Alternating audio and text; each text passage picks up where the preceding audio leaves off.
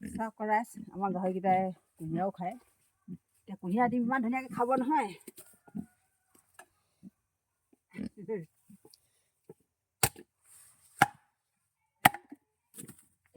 দিম ৰ কুঁহিয়াৰ আছে ঘৰতে, গাহৰিকেইটাকে খুৱাই দিছোঁ।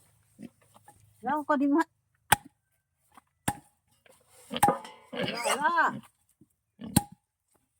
আকৌ এনেকৈ নাখায় নহয়। আদা দে, আদা দে, খা খা।